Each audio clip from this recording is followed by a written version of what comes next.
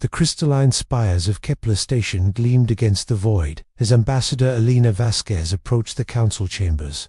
Her black uniform bore Earth's insignia, blue marbles suspended in infinite darkness.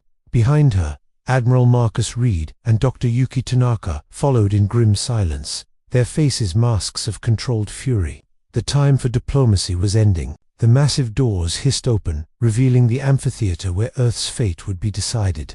The Zephyrian delegate, Corvash, towered above the assembly with his serpentine neck swaying hypnotically. The human species has proven itself unworthy of galactic citizenship.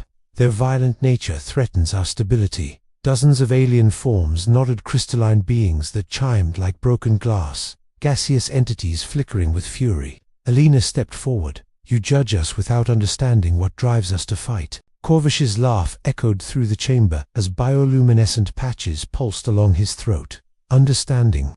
We have observed your species for centuries. You wage war over resources, ideology, even skin color. You are a cancer that must be contained. The vote was swift 45-2.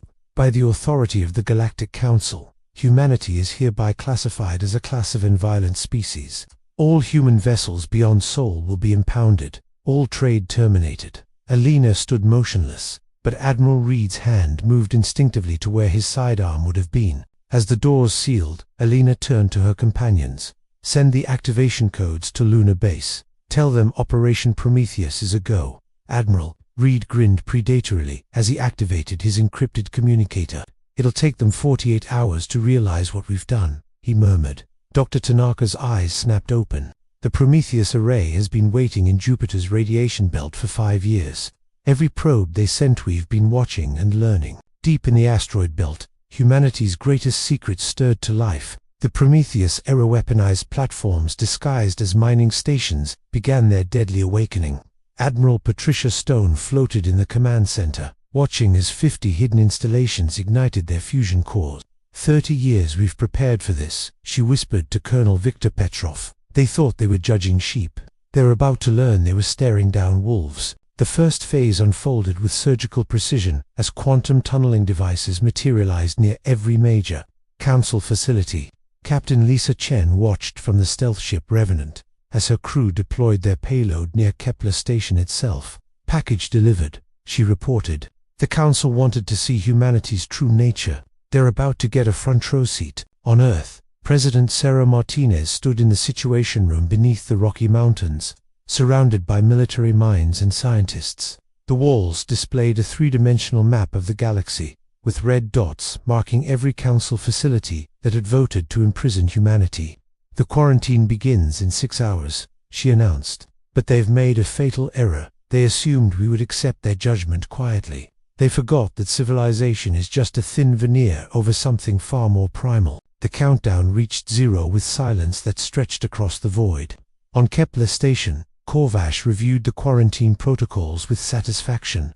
Across 47 worlds, alien civilizations celebrated humanity's containment. But something ancient and terrible stirred the sleeping giant that had evolved in Earth's gravity wells, forged by millions of years of competition, was finally opening its eyes. The first sign came as a whisper across subspace's signals so faint most dismissed it as background radiation.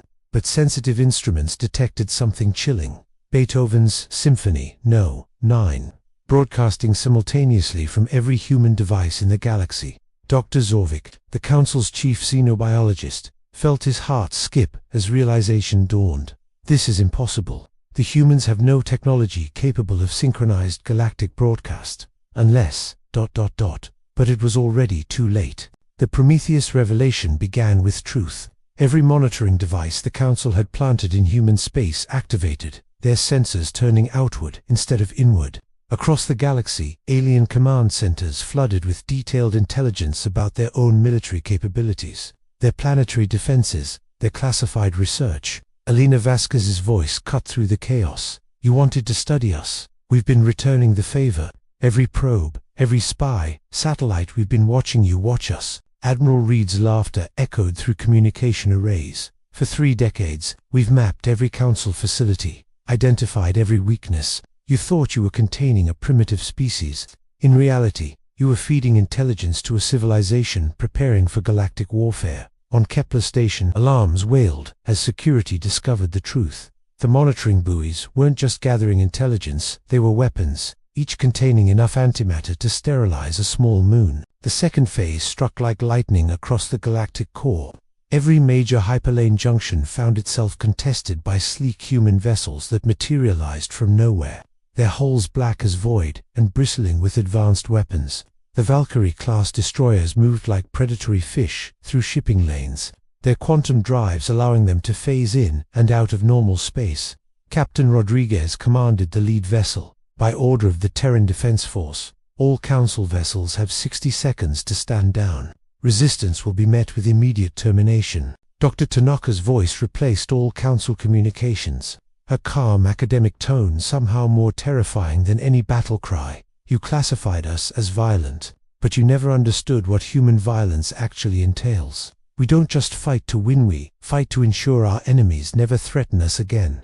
Across the galaxy, alien populations watched in horror as human forces demonstrated capabilities that shattered every assumption about Earth's technological development. On Kepler station, panic replaced smugness as Council members scrambled to comprehend their miscalculation. Corvish's voice shook as he addressed the assembly. They let us believe we were in control. Every diplomatic meeting, every cultural exchange, they were studying us, learning our weaknesses, preparing for war. The crystalline hegemon's harmonic voice cracked. The humans haven't just threatened us, they've demonstrated the capacity to destroy our entire civilization. This isn't violence, it's extinction-level strategic thinking. Admiral Stone's transmission cut through alien panic like a blade. You wanted to quarantine humanity because you feared our capacity for violence, but you assumed violence was our weakness. In reality, it's our greatest strength, refined by millions of years of evolution on a world that tried to kill us every single day. Her image appeared on screens across the galaxy, an elderly woman with silver hair and scars that told humanity's story.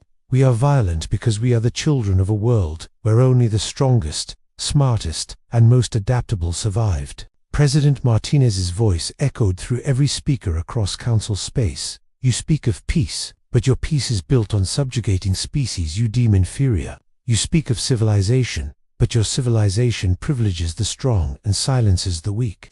We reject your authority, we reject your judgment, and we reject your right to determine humanity's place in this galaxy. The transmission included decades of secretly recorded Council meetings discussing systematic elimination of troublesome civilizations, forced relocations, casual genocide of species that refused to conform. As truth spread across galactic networks, something unprecedented began. Previously subjugated species rose against their Council overlords. The Tory rebels emerged on 17 worlds, holding up images of human resistance as inspiration. The crystalline miners of the Helix Nebula declared independence, citing humanity's example.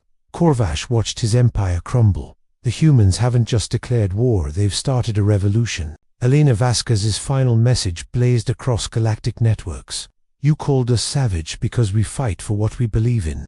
You called us violent because we refuse to submit to tyranny. But you never understood the most important truth about humanity. We are at our most dangerous when we fight not for conquest, but for freedom. Behind her, Earth hung in space like a blue jewel, scarred by millennia of war, but still beautiful, still defiant, still home to a species that had clawed its way from caves to stars. Dr. Tanaka's scientific analysis cut through the emotional weight.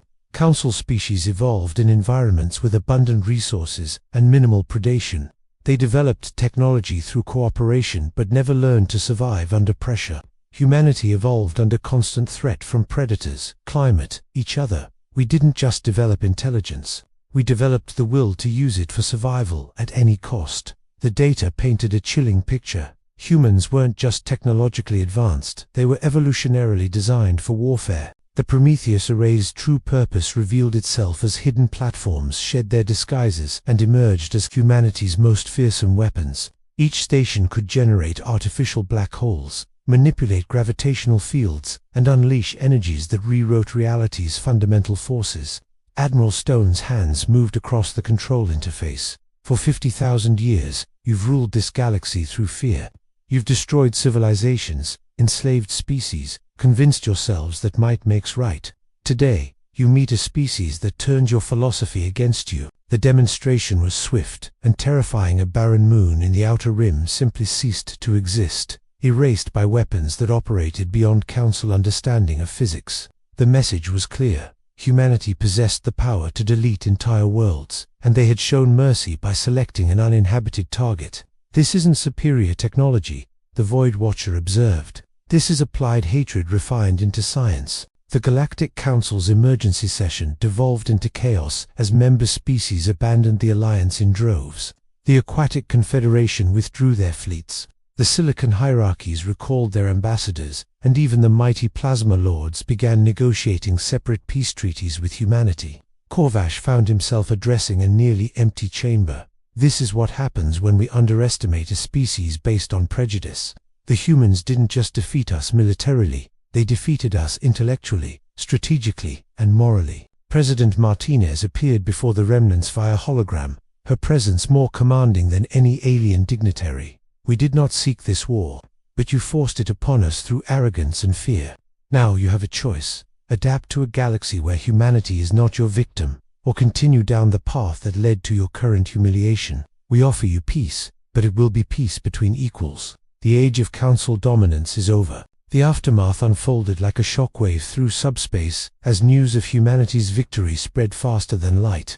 On worlds that had suffered under Council rule for millennia, liberation celebrations erupted. The human flagger, simple blue marble on black field, became a symbol of hope, transcending species barriers.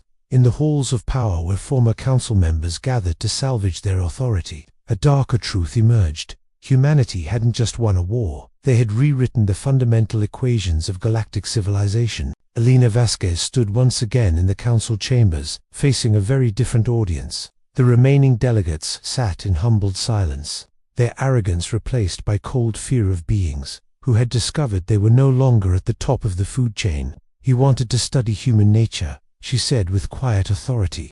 "The answer is simple. We fight because we must. We struggle because we choose to survive, and we never, ever surrender to those who would chain us." The galaxy held its breath as humanity's final ultimatum echoed through the void. "We are not your subjects, we are not your prisoners, and we are certainly not your victims. We are humanity, the children of Earth, the inheritors of fire, the species that looked at the stars and decided they belonged to us. You tried to cage us, but you succeeded only in teaching us that our true enemy was not each other, but anyone who would dare to limit what we might become." The words hung in space like a promise and a threat, while across 47 worlds, alien civilizations began adapting to a universe where humanity had seized its place with both hands. The story ended, not with destruction, but with transformation.